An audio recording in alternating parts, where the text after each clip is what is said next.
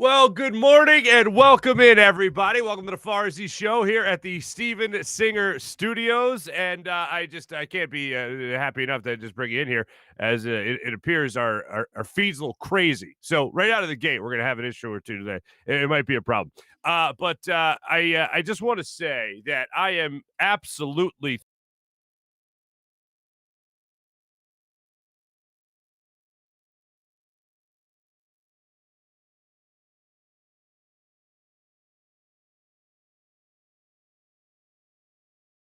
there. That's a little better for the people that are watching this. For the people that are just listening to the podcast, know that I was every color of the rainbow there is the whole spectrum. The prism, if you will, was just going across the screen. So let's hope for a better technical thing today. Hey, you know what? Here's another. It's been a month doing this show. It's been a month doing this show now. And that's the first time we've had that much of an on-camera thing. So I actually think we're doing pretty well. I'll take those odds, actually. But welcome into the show once again, everybody. We have so much to get to today. We got Sixers conversation. We got Flyers conversation. We have a happy Hughes Day to everybody as Hugh Douglas will be joining the program coming up in a couple of minutes. But let me just start off by saying this. The Sixers did exactly what I thought they were going to do. The Sixers went out there and did exactly what I said they were going to do. And it wasn't an easy day. It was an easy win, but it was not an easy day for bettors. Because yesterday I thought the line was 6.5, minus 6.5 for the Sixers.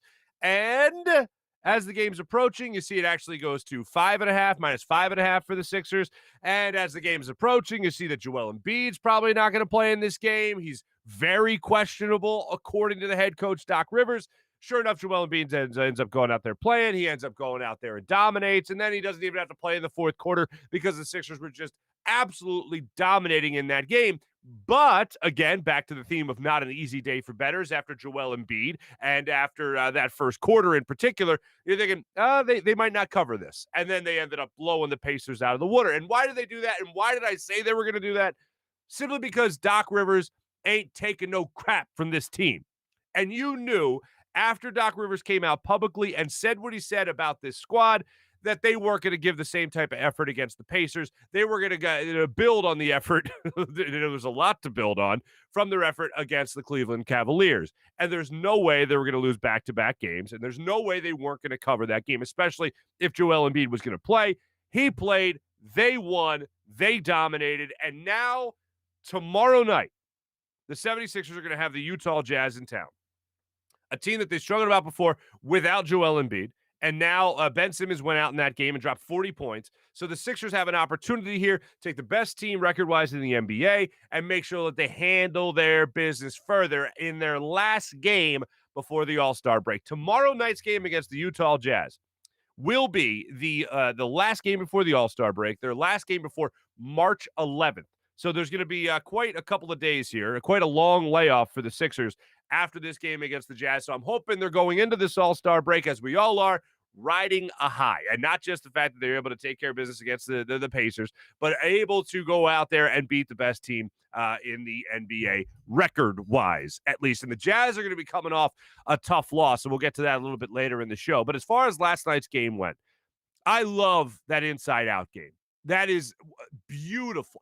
A well-run offense, bottom line, in sport, in basketball, can just be a thing of beauty. When you see them almost being a maestro, making the defense react to everything that they're trying to do. And last night, I felt the inside-out game in particular was phenomenal. Whether it was Joel Embiid getting the ball down low, getting double-teamed, kicking the ball out to Furkan Korkmaz on the wing, who was able to knock down a couple of threes last night. It was good Furky last night. Very good Furky. Way to be, Furky. You also had Mike Scott come out last night. And when he wasn't able to get points for you, he was able to do so many other things on the court, including get a career high in steals for Mike Scott. How about that? And then you saw the guys contributing. This is all, again, without Tobias Harris out there still as he's nursing his injury. But you have Joel Embiid go out there, do what he was supposed to do. And when he's double-teamed, he's able to kick it out to help get threes for that inside-out game. Seth Curry being able to hit some threes for you as well last night in that inside-out game. It looked masterful last night. And the effort was certainly there, even during their 17-0 run in the first half, in the second quarter. They were able to get a lot of things done in terms of effort, in terms of maxing out every ounce of ability they had on that court. And it all started with, I felt, the inside out. And I loved watching that. They executed it to perfection last night, and they were able to just dominate the Indiana Pacers. And after you have a game where your coach is questioning your effort, I feel like if you have any ounce of respect for that coach, if you have any ounce of respect for your own game, no matter who the opponent is after the Cavs, if it's the Pacers, if it's the Lakers, whoever it's going to be, you're going to go out there and make sure you are maxing your effort out to stabilize everything and get back on track, because you don't want to start some bad habits before you go into the All-Star game, and then that's going to be stewing in your brain for a week and a half, and then you're going to come back and you're going to try to exact vengeance on everybody, which that part doesn't sound bad. But everything else, that's bad. To be able to bounce back from that is what's great, and that's what good teams do. They should be able to bounce back from it, and that's in particular why I didn't have a huge issue with them losing to the Cavs. Did I like it? No, but I know they're a better team than that, and we all know enough about sports to know that you're going to have a clunker every once in a while, and that's what they had against the Cleveland Cavaliers. So it was good to see the Sixers bounce back. They go up against the Jazz tomorrow night in their last game before the All-Star break. We had a treat yesterday. We had an absolute treat yesterday. Baseball was back. It was back on TV. I didn't realize it. I thought they were on NBC Sports Philly. They were on NBC Sports Plus. So anybody that missed it because of me, I'm a jerk. I'm sorry. But just a one channel down on most cable boxes. But I there's something about the first televised spring training game that makes you just take a deep breath, like, just enjoy it. Like that gif of Nicolas Cage in Con Air where he steps out of the plane. The fresh sun on my face for the first time in forever. That's what it's like to watch a spring training game, the first one of the season. And Nola was out there, and he's working on pitches. I think yesterday he said he wanted to work on his curveball a little bit more. So it didn't look good by any means, but it's a spring training workout. So here's my question I want to throw out to everybody commenting on our YouTube channel and across our social media platforms. Here's the question. What matters less, spring training numbers or preseason numbers? What, like preseason football or spring training baseball? What matters less? Like, what do you try to take the least out of? Like, oh, Aaron Nola got rocked. Oh, okay, well, he's going to suck this year. Yeah, no one should be thinking that. A running back in the preseason football, he ran for 100 yards in 3 games. Oh, hey.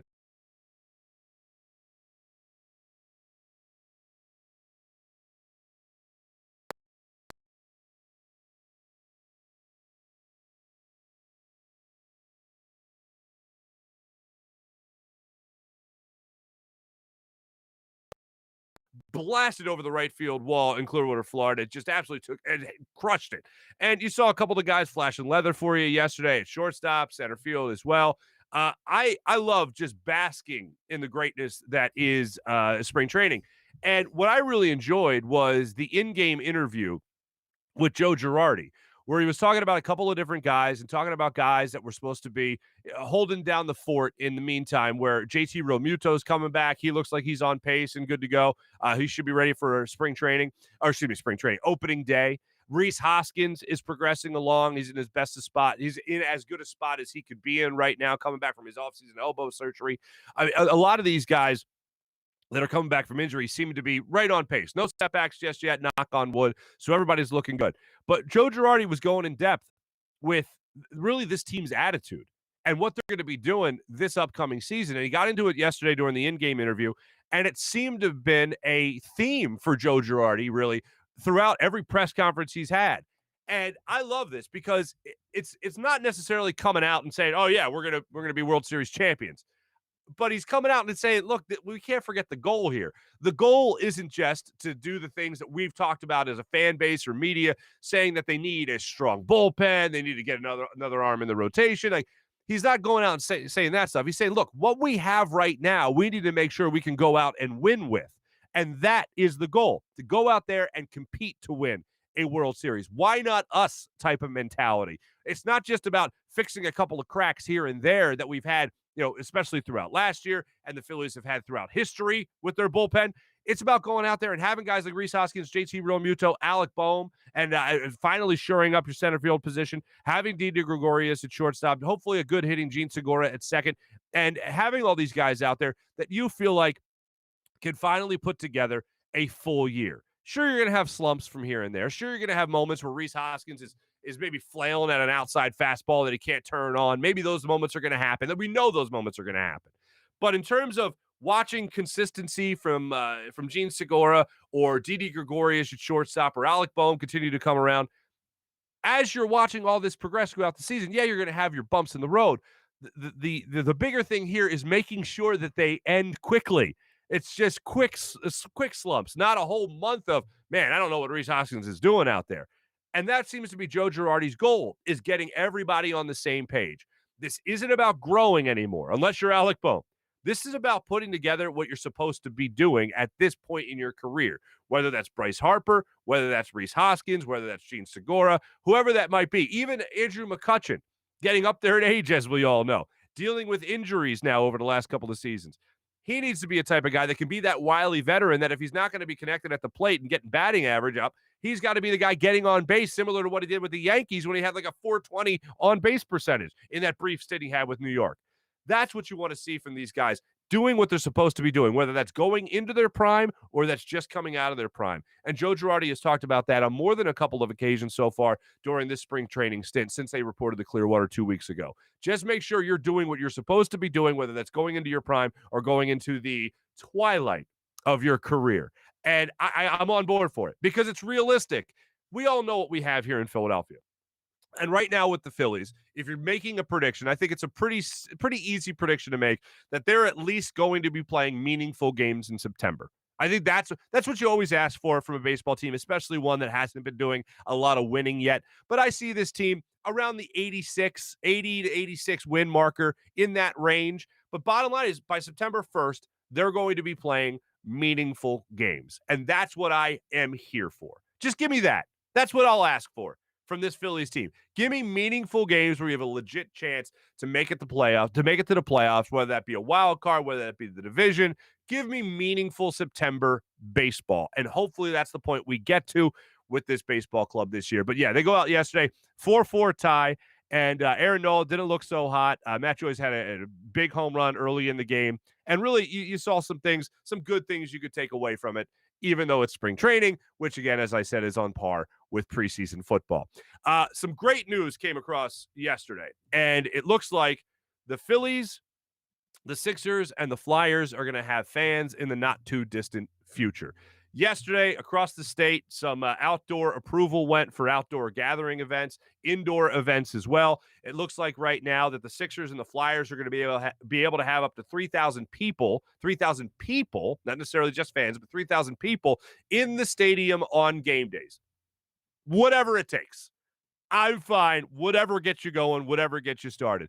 And it looks like the Phillies for outdoor games, and maybe the Eagles, hopefully even more so by, come September for them.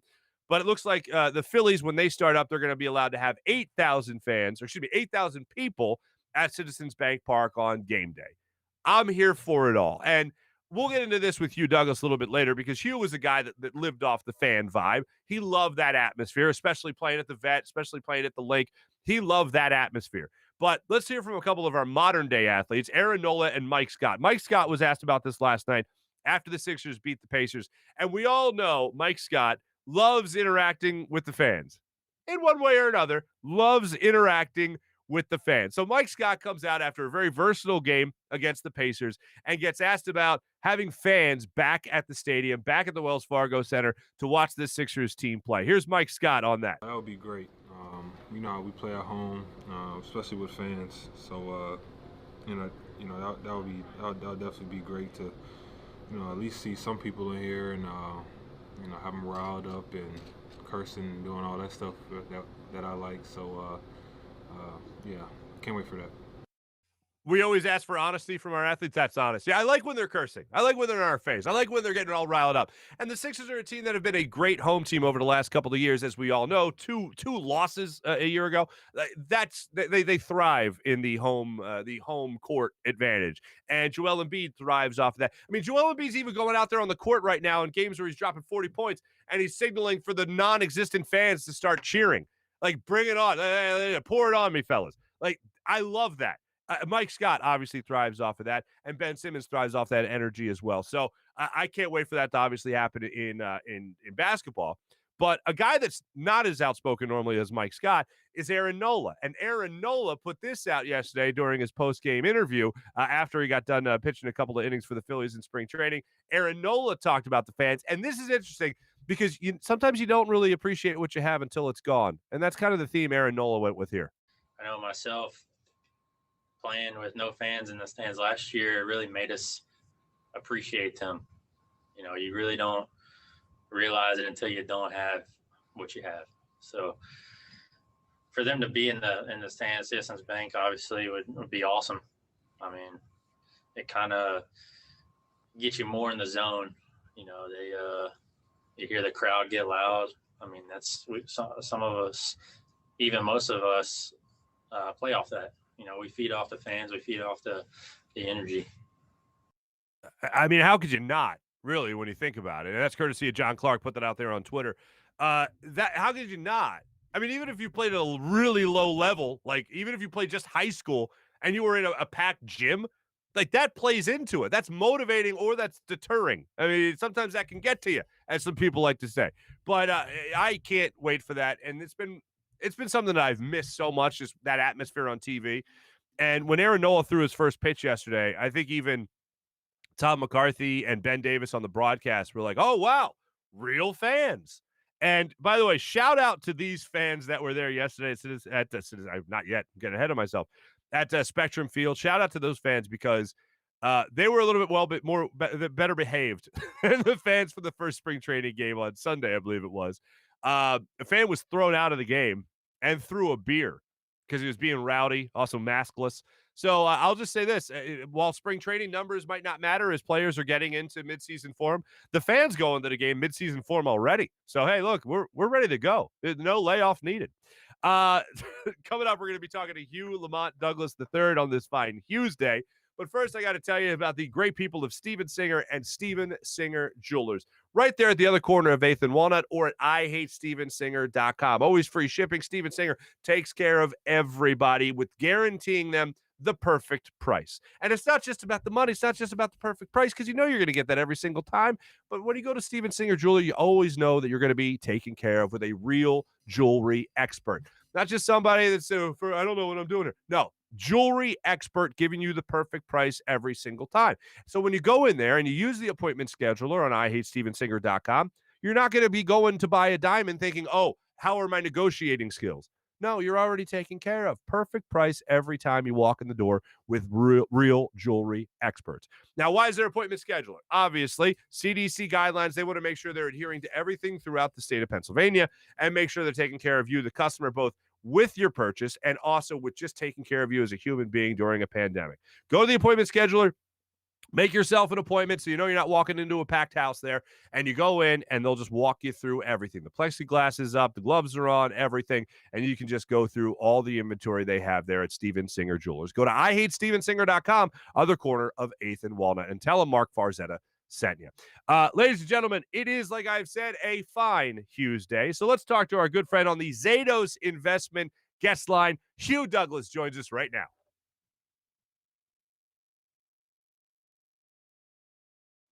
Happy Hugh's Day, Hugh Lamont Douglas III, my friend. Hello, Marc Farzetta. How are you doing? I'm doing great. You guys are well, first off, let me get the lead story in here. The hair graphs, how you feeling? How's it going? You look great and luscious locks. It's starting to come in a little bit. It's like, it's real itchy though, man. This is, you know what? This is maintenance that I'm not used to doing. Like, you know, I've been bald for like, what, 10, 15 years? Yeah, about that. Now all of a sudden I'm about to grow an afro, and I'm like, is this the commitment that I really want to make? I mean, I've been bald for so long, man. I'm like, do I really want to do this? So I'm having a little bit of regrets right now. Those regrets, man, they'll get you. Well, you look like $1 million damn dollars. I mean, already it's looking like salon quality hair. So congrats to you. It started to come in real nice, man. I kind of like it. Beautiful. Hugh, you guys are actually right in the middle of the hotbed right now of some NBA news. Former 76ers assistant coach Lloyd Pierce, now former head coach of the Atlanta Hawks, getting fired last night. Did you see that coming at all down there? Because we actually really liked him here in Philly. Some people wanted him to take over for Brett Brown, but I guess he just wasn't cutting it down there in Hotlanta. You know what? Coach Pierce has been having a tough time at it. You know, the team hasn't been playing well. Part of that is due to this team has been decimated with injuries. You know, you got a lot of players hurt on this squad, and you're trying to piecemeal things together. But this is the thing, and I think this is the most telling thing. The last couple of games that they had, you played OKC and you played Miami Heat last night. OKC only played with 9 players, and you couldn't find a way to win that game. That was a winnable game. Now you talk about playing them, and Jimmy Butler's not playing. And another glaring problem was that, you know, you've had 11 games this season where you've been leading in the fourth quarter, and you blew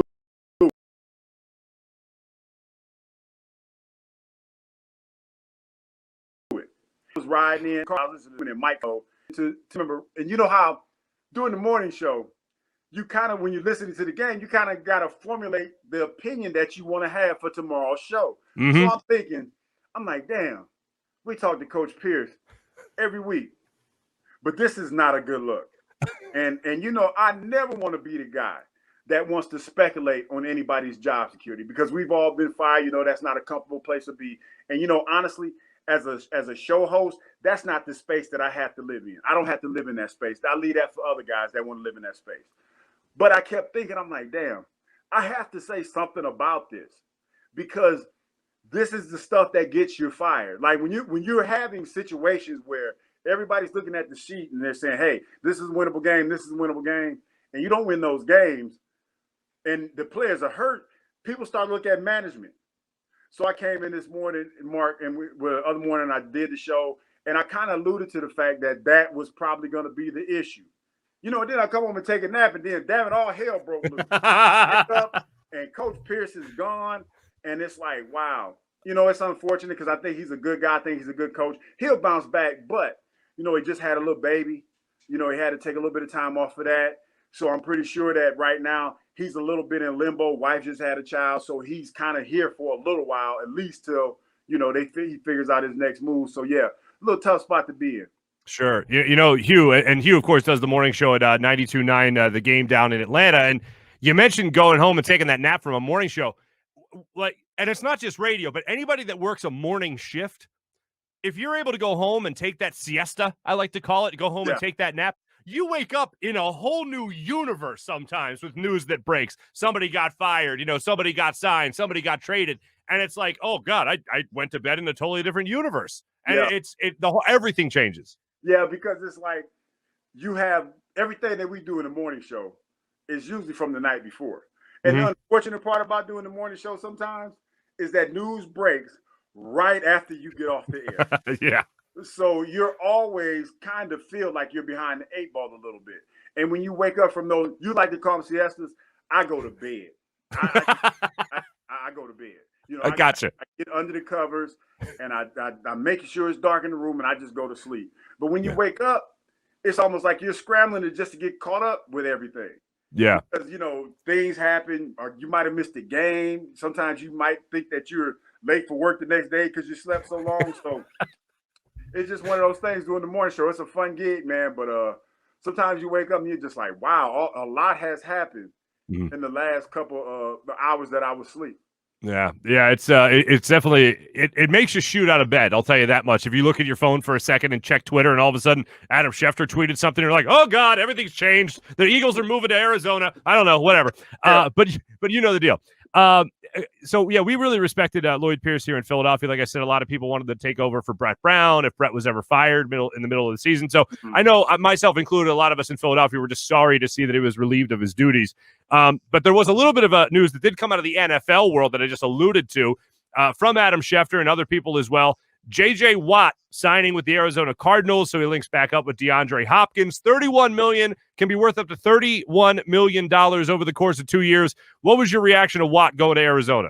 Damn, I should have played. I should have been born a little bit later, because the thing that got me, the $23 million guaranteed. Yeah, $3 million guaranteed, and you know a lot of people talking about. I guess he was like counting $10 million against the cap when he was in Houston or something like that. And a lot of people were speculating about, well, he's probably not going to get that. He's probably going to take a pay cut. The hell if he did, bigger payday. So shout out to J.J. Watt for that, man. I think it's a great fit, him in Arizona. I don't know how much he has left in the tank, but I think that he'll be a good, serviceable player for the Arizona Cardinals. It's going to be exciting to see that team and watch him play with them. Yeah, no, I kind of had a feeling when I saw DeAndre Hopkins saying, hey, let's finish what we started. I was like, that's actually a pretty good selling point right there. And I'm sure the $23 million guaranteed didn't hurt. And how about this? And living in Arizona, come on, man, fix it. Yeah, absolutely. And how about this? Could you ever picture – now, I've heard stories of the Jeffrey Lurie jet. Like I heard a story once that Donovan and Jeffrey Lurie went to a Red Sox game earlier in a day – or excuse me, after a practice or something like that, and they went up and flew back on Jeffrey Lurie's private jet. Well, how about this? The Arizona Cardinals owner actually flew, I believe it was, to Texas to get J.J. Watt and fly him to Arizona to ink the deal and everything. Could you imagine Jeffrey Lurie flying up to your house and picking you up? No, not at all. But it would be cool to see. It would be cool to see. It absolutely would. Come get, I mean, not what I say, Jerry Jones. I mean, Jeff Lurie. How dare you, sir? Yeah, how dare? What am I talking about? Cowboys, sir. What am I doing? What am I doing? I wouldn't. You were thinking of the helicopter. Jerry Jones likes the helicopter to and from practice, apparently. But, you know, that's Jerry Jones's world down there, as we know.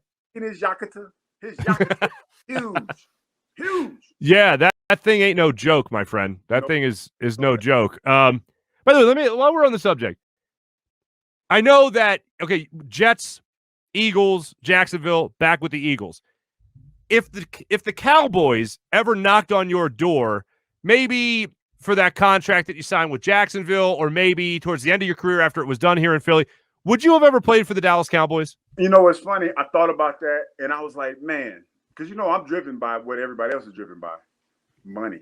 I don't blame you.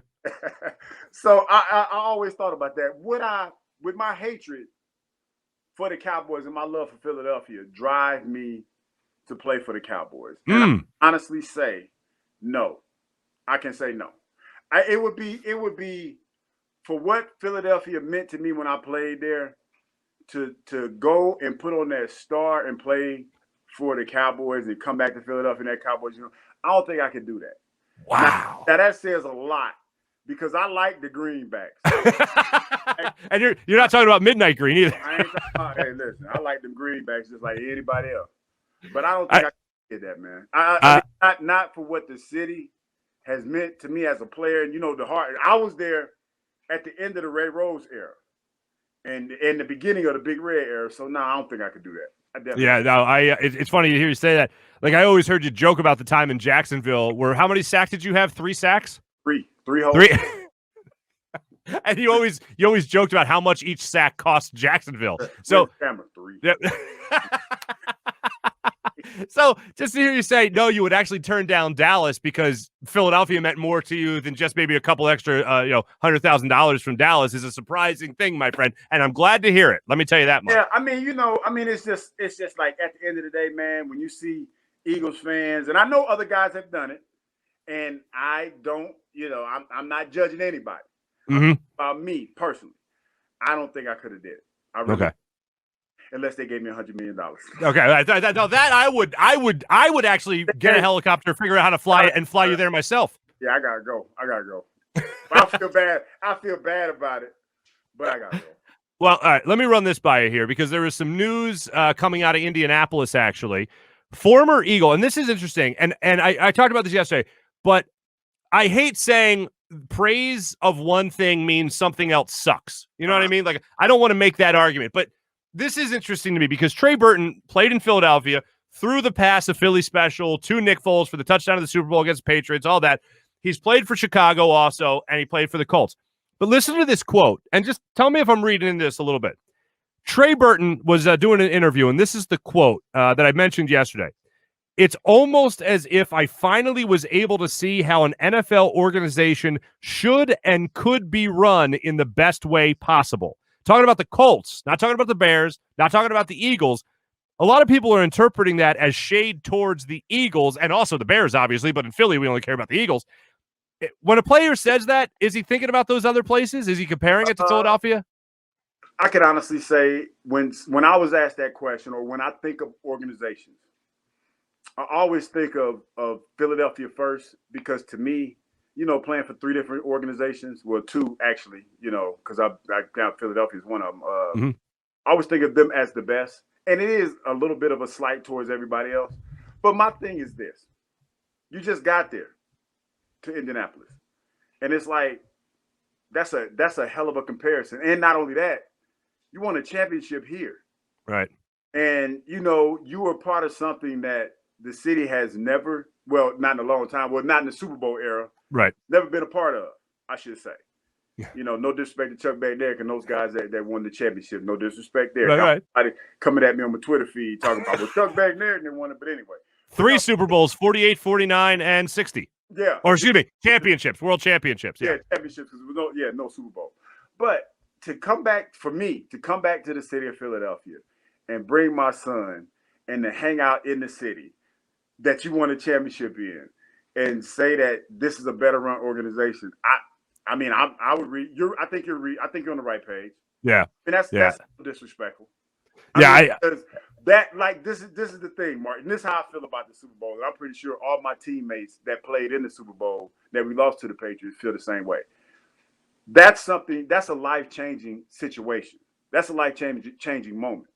And when you talk about when you're done playing for all, whatever you're done playing, that you will always be remembered for, regardless. Being in the city of Philadelphia, winning the championship. I don't know now, like the way you put it, some people might think that they might look at you and look sideways. You might not get no free meals in Philly. It might be a wrap for you. I'll say this, and you're right, but I'll say this about Trey Burton. I think Trey Burton would get the meals and drinks purchased for him, simply because I think he talked about what a lot of fans feel right now. Like right now, fans don't feel like the Eagles are a well-run organization. And a lot of that, of course, is directed at Howie Roseman. But you're right. And, to be fair. Yeah. I'm coming from a different organization. Oh, yeah. Than the one that he played. And to be fair, but when I hear that, when you win a championship, that kind of trumps everything. You know what I mean? Oh, absolutely. And not taking a shot at Trey. I just want to be clear about that either. But it's just like, I guess when you look at it from that perspective, Mark, it was pretty bad over there. But the organization that I played for when I was there, right, it was a top-notch organization. Yeah, no, I would agree with that, especially with the era that you were here and the sustained success that was here in Philadelphia during that. Absolutely. Want to move on to something that caught my eye. Archie Bradley is a veteran relief pitcher that the Phillies just signed, and he's in the bullpen now. And he faced one of the Phillies' hot shot prospects. So he's going to be their starting third baseman this year, this kid, Alec Boehm. And Archie Bradley came out after that batting practice session and just said, Alec Boehm's going to hit 30 home runs this year. Like, gave the kid like that much of a vote of confidence. And I'm like, that's great. So I want to ask you this. As a player, as a young player, think back to even your days with the Jets. Like, what does it mean to have a veteran counterpart, really, speak so highly of you and set such high expectations for you? I mean, it just makes you feel good. It makes you feel like you're on the right track as a player, as a young player. When you have guys that look at you that have been playing the game and they can see things in yourself that you probably can't see. But 30 home runs, Marc Farzetta, you just gave me a little chills. We were talking about that today on the morning show about who is going to compete with the Braves in the NL East. I was like, and I just said off the top, I was like, well, the Phillies? But now when you say that, oh my goodness. And the beginning of this baseball season is with the Phillies, the Braves and the Phillies. Mm-hmm. So that's going to be interesting to see. Yeah, I always, of course, I respect the heck out of the Braves. I hate the Braves, but I respect the hell out of them. Grew up with them winning, 14 pennants in a row, or NL East titles at least. But watching the Braves and watching the Phillies, I mean, obviously watching the Phillies a lot more closely, I look at a guy like Alec Boehm, and I think he is the real deal. I think he's got a great approach to the plate, and I don't think Archie Bradley is that far off. Now, let me ask the second part of this question.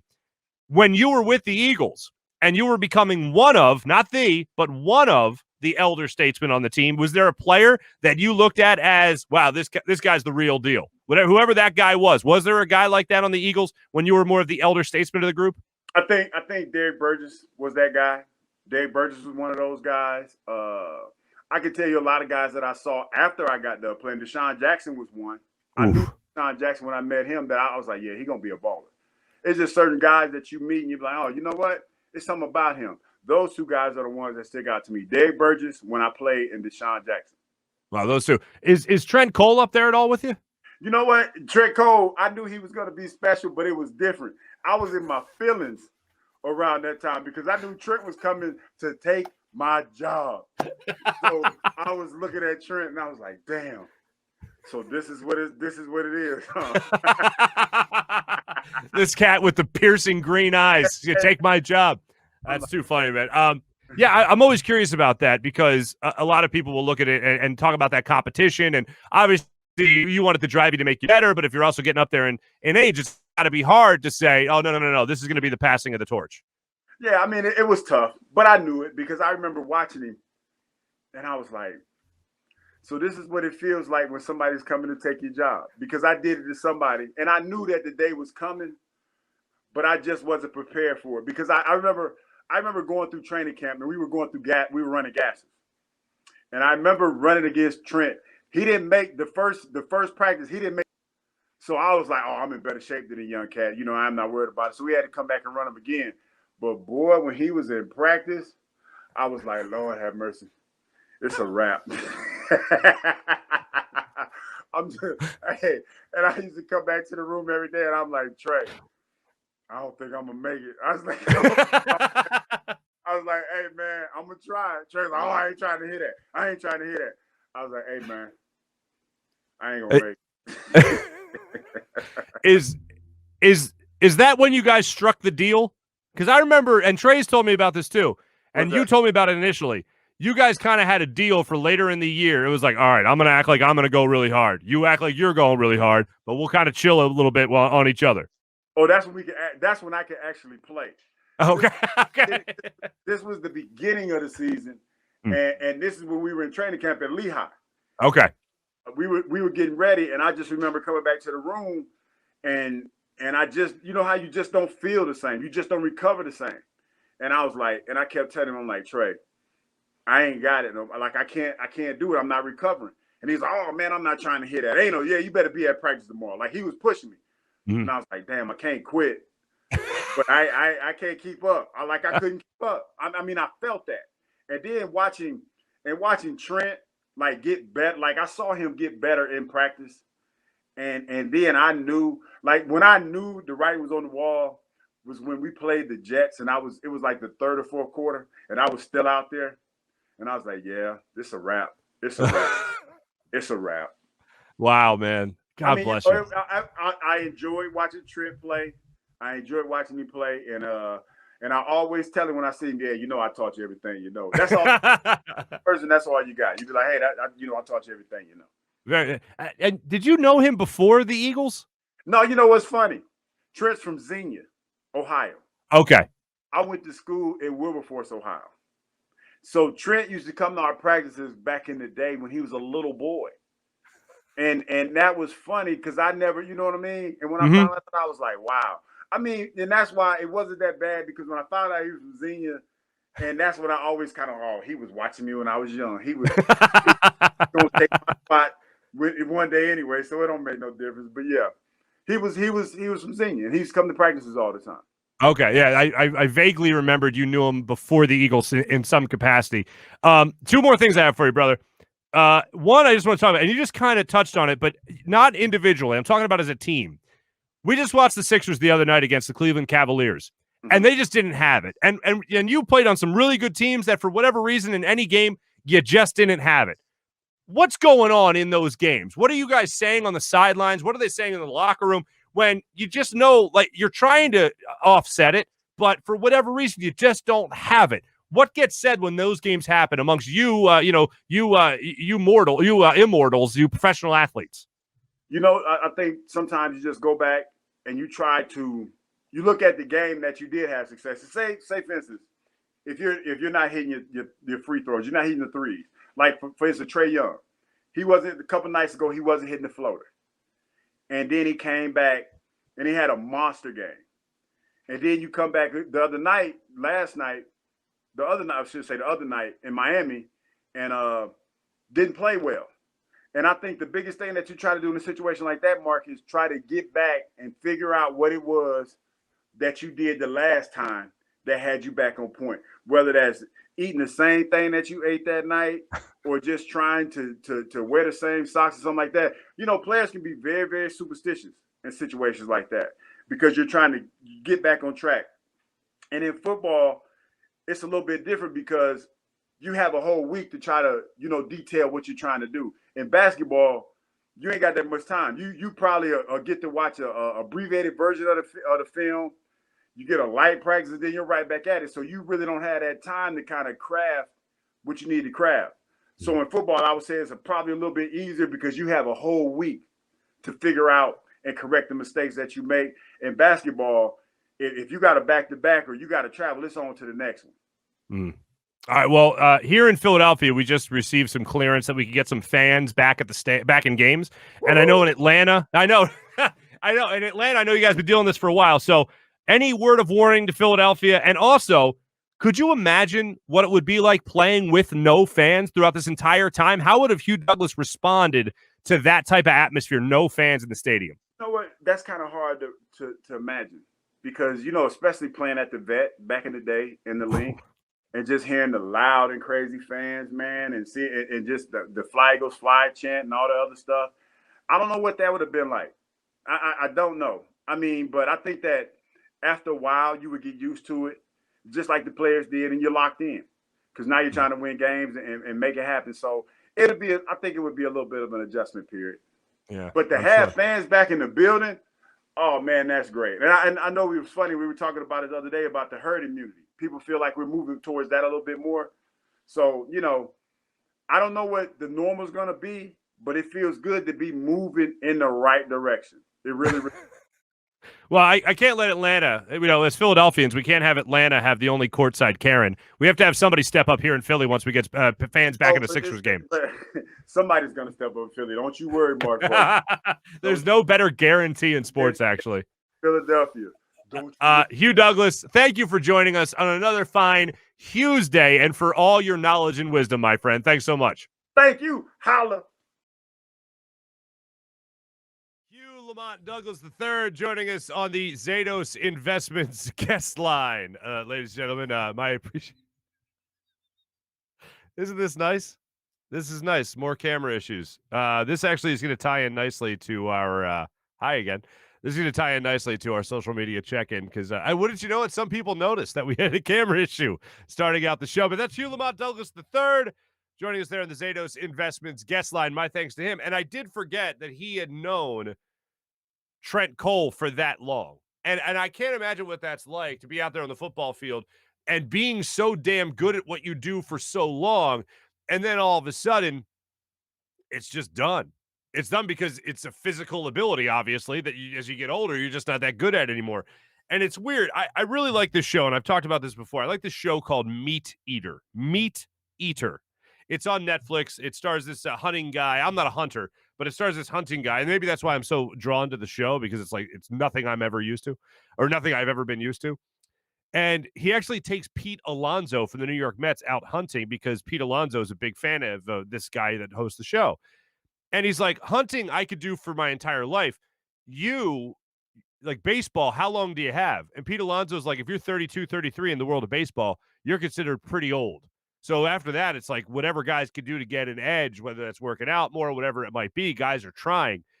And it's like to be a guy like Hugh Douglas, who also had a shoulder injury, by the way, to watch a guy like Trent Cole come up and just know, oh, man, he's coming for me. That's God. And it can never be comfortable. I'll say that much.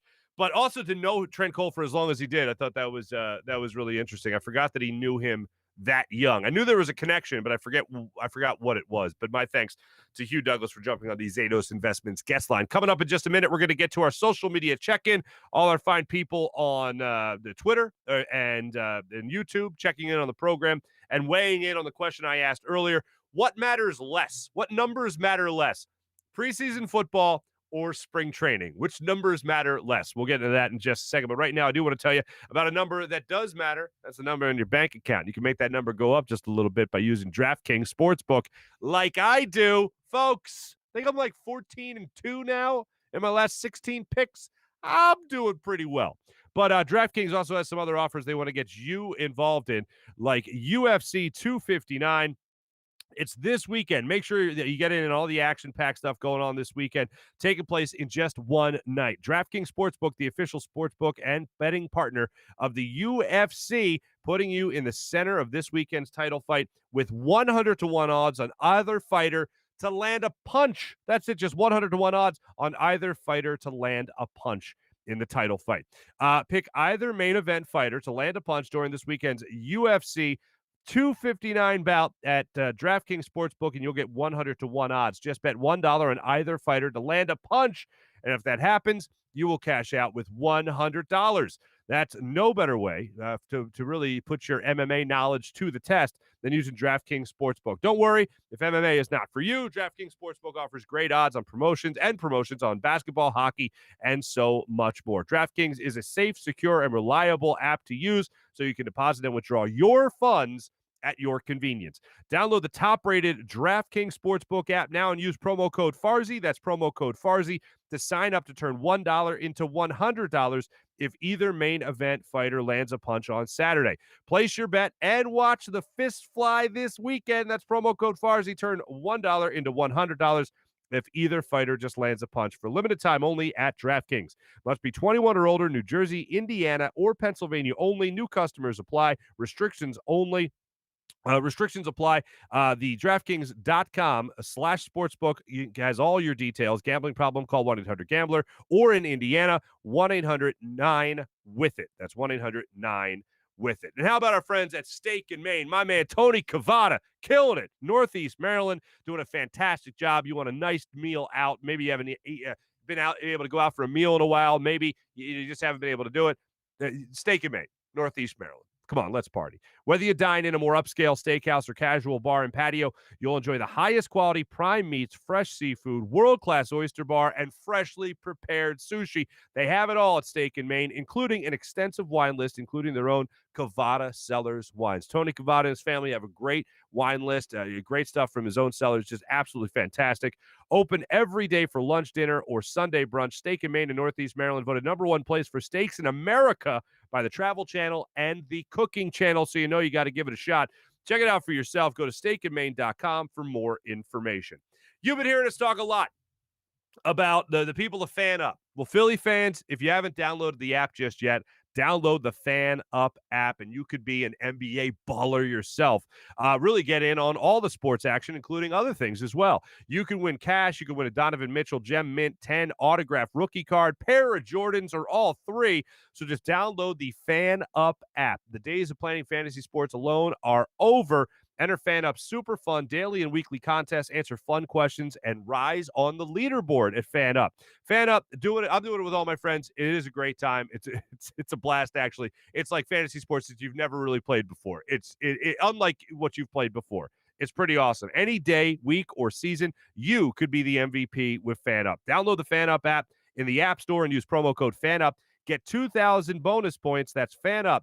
May the best fan win. Let's get to our social media check-in, brought to you by Steak and Maine and steakandmaine.com. A lot of people coming back here saying that they Ken Morrissey saying he thought he was on LSD. That was the start of the show with our first camera glitch. I don't know what happened there.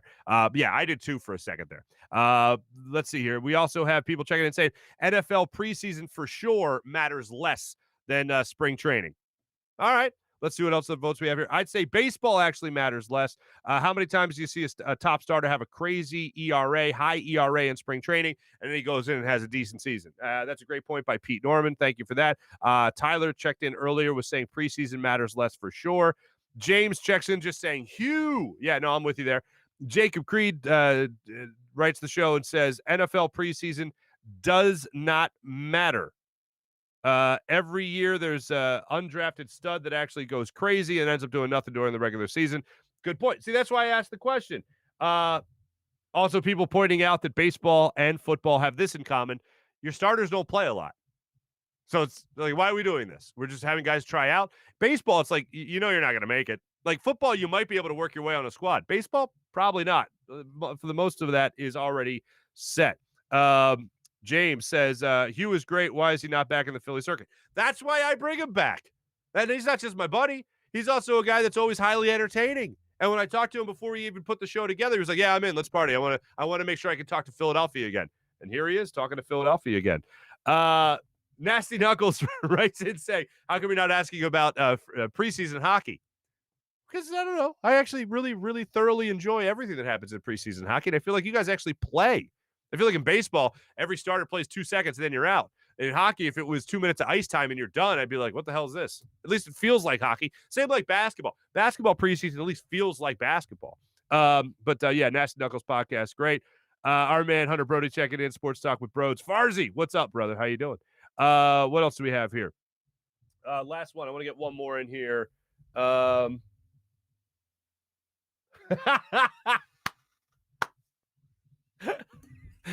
right. Again, to the podcast audience that listens to this, my apologies. So my camera flipped from the nice camera that I have and shoot the show with to my computer camera, which is not so nice. And the computer camera is lower because if you're watching the show, you see how low the computer is. And it was like looking up at me. And to Ronald said, laugh my ass off. I guess that was the point of view of ladies in the early 2000s at Temple. Come on, man. Ronald, my mother watches this show, and you're not wrong. Thank you to all the people that checked in for our social media check-in, brought to you by Steak and Maid. Much appreciated. Let's get to our morning rush, brought to you by Sky Motor Cars and SkyMotorCars.com. Ronald, I'll be laughing my ass off at that one as well throughout the day. I'll think back on that. I want to give before I always like to give you the NBA scores, what happened in the NBA. From some of the top teams, and especially one that's threatening the Sixers right now. But I want to get to this. This is a great quote from Joel Embiid after the game last night. He was asked about matching up with Miles Turner, and Joel Embiid is still a great trash talker. But Joel Embiid has become so mild-mannered in his trash talking that it just sounds like he's stating facts. And it's like, well, he's not lying. And last night he came out and said, I have to say this respectfully, that's a matchup I've dominated since I got in the league. And it's like the way he said it, it's like he's not bragging about it. He's accurate. 24 points. He didn't even play the fourth quarter last night, matching up against Miles Turner.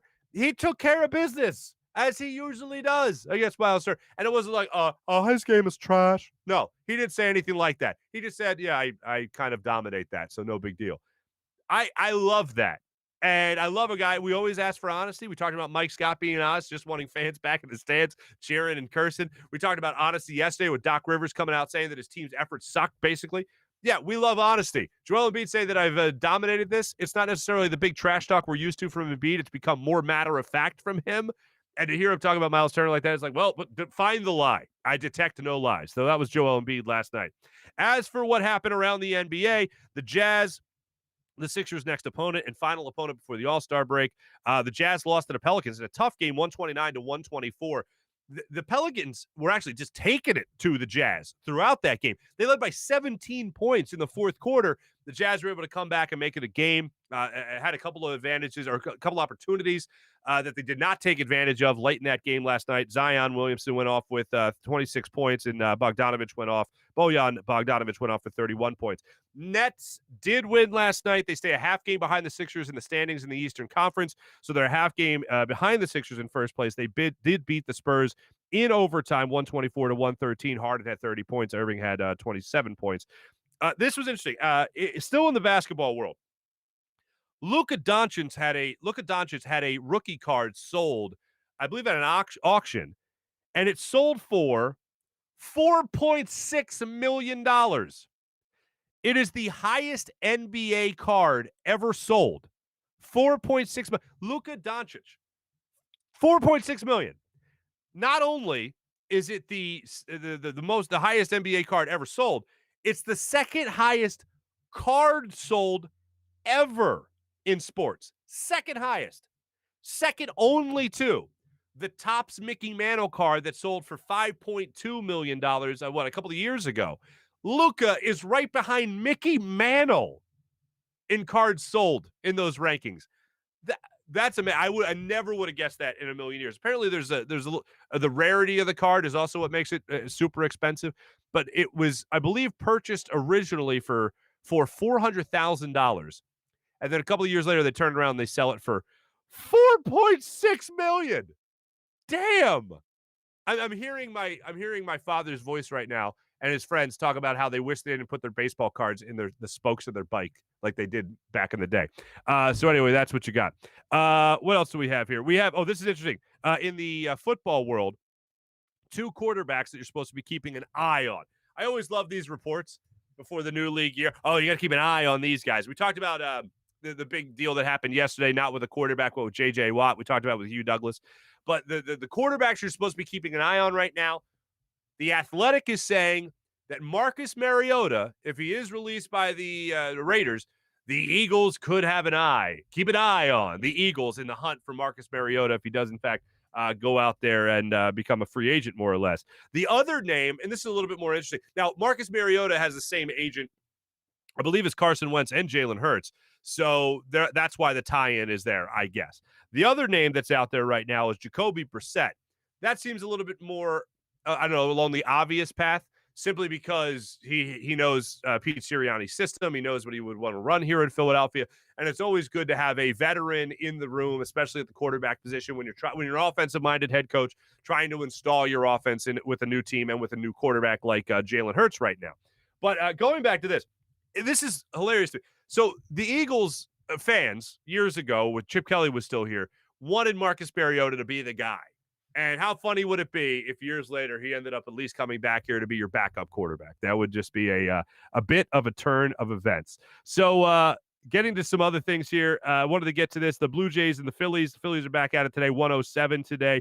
Zach Wheeler's on the hill against the Blue Jays, so he'll be taking it to them. But that is your morning rush, brought to you by our good friends at Sky Motorcars and SkyMotorcars.com.